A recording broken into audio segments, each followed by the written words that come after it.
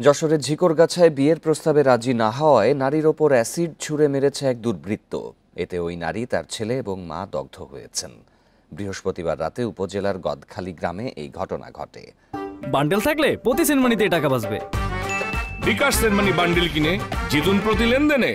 দগ্ধ তিনজন হলেন গদখালি গ্রামের রিপা খাতুন, ছেলে ইয়ানুর ও রিপার মা রাহেলা বেগম।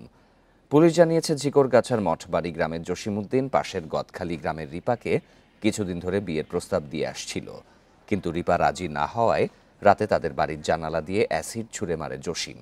এতে ওই তিনজন দগ্ধ হন। তাদের উদ্ধার করে যশোর সদর হাসপাতালে ভর্তি করা হয়েছে।